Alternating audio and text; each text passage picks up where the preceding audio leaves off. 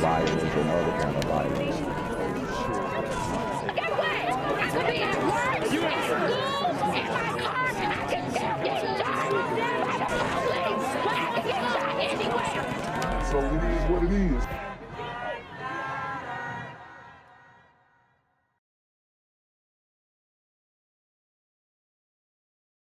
What's good, YouTube? It's the Black Gen Z Mindset. Make sure you go ahead and like, comment, share, subscribe, and let's get into the video. So the first story I'm bringing you, there isn't a news article yet because this was just published 9 hours ago, but I will keep you guys updated and let you know the status of this story. Y'all know I'm pretty good on the follow-up. So anyways, let's get into it. Suspect dies after being shot with her own gun during robbery attempt, police say. Police in Central Georgia say a suspect was shot and killed with her own gun during a robbery attempt over the weekend. The incident happened around 12:30 a.m. Sunday on the 100 block of Fred Drive, according to Warner Robins police. So if you guys don't know where Warner Robins is, it is right outside of Macon. I believe it's a bit north, if I'm not mistaken, of Macon, maybe south. I don't know, but it's like 10-20 minutes away. Investigators say Kendall Reynolds, 21, and Tywana Antoinette Cody, 42, met two men earlier that night. Later, when they were all in a vehicle, officials say Reynolds tried to rob the two men. So, we've got a woman, Kendall Reynolds, or I don't know if Kendall Reynolds is a man or a woman, but anyways, they say, actually let me go back because I might have made a mistake. See, say Kendall Reynolds, Antoine Cody. So they don't. So yeah, they met two men earlier. I don't know if Kendall Reynolds is a man or a woman, but it sounds like a woman name. Later, when they were all in a vehicle, officials say Reynolds tried to rob the two men. The suspect and one of the men got into a struggle over the gun. While fighting for the weapon, police say the firearm went off, hitting Reynolds. Medics transported the woman to a nearby medical center where she died from her injuries. Okay, so basically, Reynolds tried to rob the two men that they met earlier that night, and she was killed with her own weapon, it appears. Suspect and one of the men got into a struggle over the gun. While fighting for the weapon, police say the firearm went off, hitting Reynolds. Yep, medics transported the woman to a nearby medical center where she died from her injuries. Police say Cody was found to be working with Reynolds in the robbery. She's now charged with party to a crime of aggravated assault, party to a criminal attempt to commit armed robbery, and felony murder. The men are cooperating with the investigators and have not been charged in the shooting. Okay, so two women try and rob two men. The two men basically beat the woman, and the gun goes off and kills her. So, like I told you guys in previous videos, the women are even on demon time. Women are even out here committing crimes. Women even think that these women think that they can do the same types of crimes that men are. Honestly, if I'm being held up by a woman, I'm gonna try her. I mean, that's just me, okay? That's just something I would do. I would go ahead, I would try my luck, and I'm gonna see if I can beat her. But, you know, get a good look at shorty. Guys, don't end up getting finessed by these women. They're out here on demon time. And they probably gave off the vibe that they were going to get busy later that night. Instead, the woman ended up trying to rob them. Plenty of hugs and tears as family and friends of Cormella Thomas came together to remember her. The mother of three's body was found shot to death alongside a Clayton County highway last Sunday morning. News Edge reporter Eric Perry was at the vigil and spoke one-on-one with the family. Family and friends of Cormella Thomas came together to really remember their loved one who went by Missy. They want to know who's responsible for her death.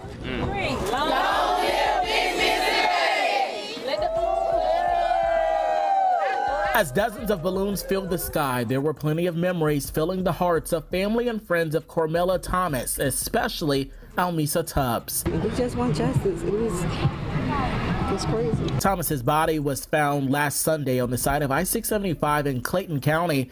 Investigators say the mother of three was shot to death. So Clayton County, right outside of Atlanta, them dudes, demon time, okay? And it's very dangerous in the metro Atlanta area. So if you're out there, man, you gotta watch your back. Unfortunately, this woman's life was taken. And you can bet your bottom dollar she was woke and she was defund the police and justice reform and all that kind of stuff.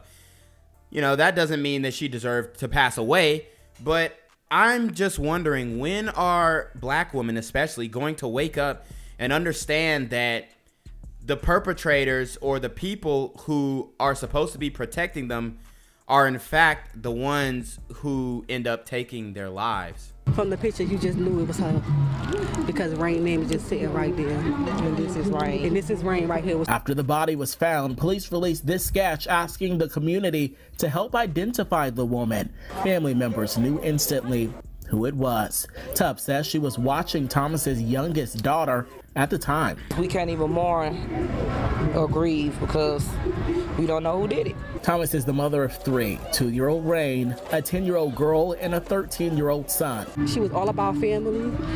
She was a hardworking woman.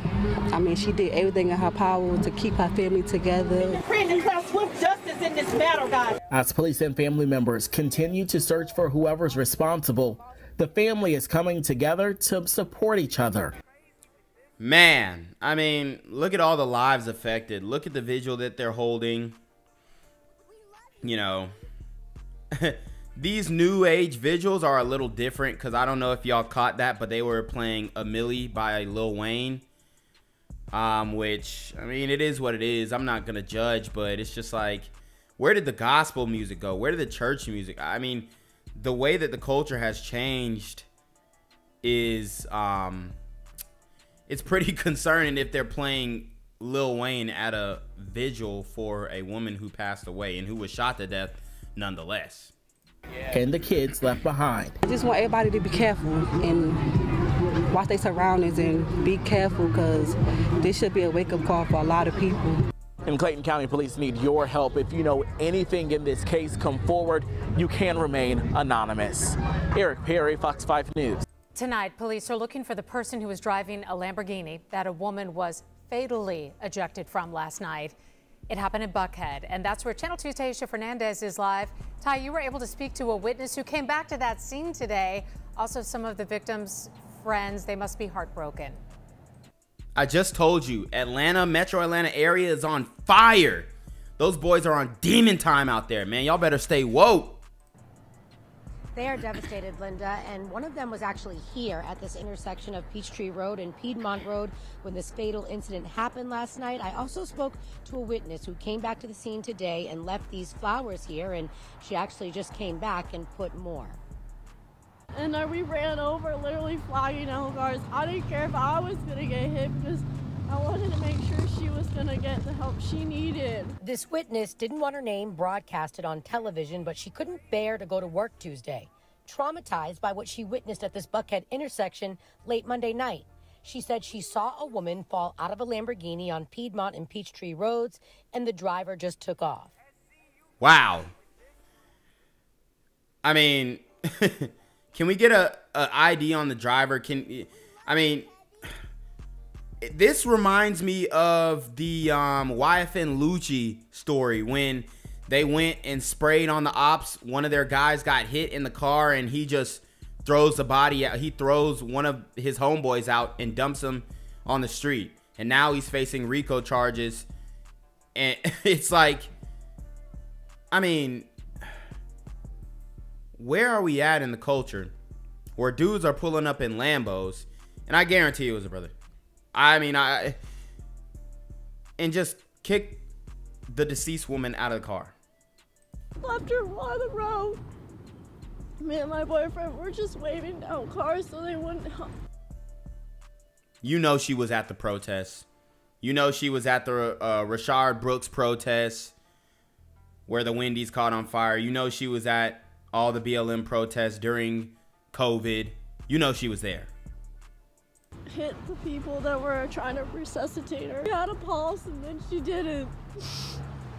Just blind on the ground, bloody. I spoke to the victim's close friend of 20 years, Alyssa Vassar. Just to kind of leave somebody like that, it's just, I'm angry. I'm sure everybody in her life is angry. Someone posted this video of the victim that we had to blur because of the people in it. Friends say the video shows the victim accusing the Lamborghini driver of stealing her wallet. So let me get this straight. There's a guy driving a Lamborghini who stole a woman's wallet. And in return for her confronting him, he kills her. I mean, I don't want to jump to any assumptions, but I can almost guarantee that the suspect that we're looking for is a brother. I mean, it just sounds like that type of situation. The wallet that she was upset about is something that's sentimental. It wasn't just like, you know, a $12.99 something from Target. It was somebody and her family members who had passed away, and that's why she was so upset. Now, the video we had to blur goes on to show the victim standing inside the Lamborghini, and then the video cuts off. So we just have to wait and see what the police investigation uncovers. We'll be sure to keep you up with the latest. We're live in Buckhead. Taisha Fernandez, Channel 2 Action News. It's just absolutely awful to think about what must have happened in those minutes. Taisha, thank you. Elements in a deadly shooting. The former Uber driver, police say, shot and killed a passenger and wounded another, no longer faces murder charges. Channel 2's Tom Jones live in Midtown Atlanta. So Tom, now 2 of the passengers face charges. That's right, Justin. This happened in this parking lot. The passenger who was shot and survived now faces charges after he's accused of spitting on Nigel Nimhard and provoking him. Nimhard doesn't face murder, but he does face manslaughter and aggravated assault charge. So the rideshare driver picks a guy up, and the guy, the passenger, spits on the driver. This is in Atlanta. I'm telling you guys, the A is on fire. They're on demon time out here. Charges. Doesn't deserve it. Christine Edwards gets emotional thinking about her son, 36-year-old Nigel Nimhard, wasting away in the Fulton County Jail. Saying his name is all over the world. Everyone thinks he's a bad guy, and he's not. Nimhard was the Uber driver who... So, you know, the brother looks like he got his stuff together. He looks like he was trying to do the right thing. You know, I'm going to give him the benefit of the doubt. I mean, if somebody spit on you, you pick them up, they spit on you. I mean, it's COVID. I mean, you got to do what you got to do. Who was charged with murder after Atlanta police say he shot and killed his passenger, Kevin Fulton, and wounded passenger Anthony Boyd back in June on Monroe Drive. Honestly, I would say that's self-defense, especially during this pandemic. If a guy spits on you, it means that he's trying to give you COVID. And COVID is the #1 deadliest thing in America right now, right? So he should get off, honestly. I don't think he should be charged with manslaughter. He should walk. My client, Mr. Nimhard, at no time ever woke up that day. Look at the attorney looking like a Mississippi pimp with the red brim hat in the, it looks like alligator scales or some snake scale. It looks like some type of carbon fiber design. Look, he came in there, you know, prepared. With the intentions of shooting anyone. Attorney Jackie Patterson said his client defended himself after the 3 unruly passengers threatened to harm Nimhard. A grand jury seemed to agree. It indicted Nimhard on voluntary manslaughter and not murder. Man, honestly, he should, that's stand your ground at this point. Saying Nimhard was provoked. The grand jury saw that this was not a case of murder. The grand jury also indicted passenger Anthony Boyd on possession of a firearm by a convicted felon and simple battery for spitting on Nimhard and making physical contact with him. So get this, you're out there in the A. When I used to do Uber in Atlanta, okay? I admit, I was doing Uber in Atlanta. then I realized how dangerous it was, because every time I would pick up a black person, it would not be the person who called the Uber. Let me repeat. Every time I would pick, I mean, I could almost guarantee it. I pick up a black person, it's not the same person who called the Uber. So I might have a Letitia Jackson who called the Uber, but then some random nigga named Jamarius hops in the car. Oh, you know, I'm Letitia's boyfriend or some shit like that. It's super dangerous. You don't know what these guys have. Obviously, imagine driving Uber and you pick up passengers, and these guys are convicted felons, armed, taunting you, spitting on you, talking crap in your own car. And this is why, if you're doing rideshare, Uber Eats, whatever you're doing, if you're driving, you need to have a dash cam. You need to have, you know, some type of protection in your vehicle to show what is actually going on. Patterson wonders why his client still faces charges. This case must be dropped. Nembhard's mother says her son... I absolutely agree. It should be dropped.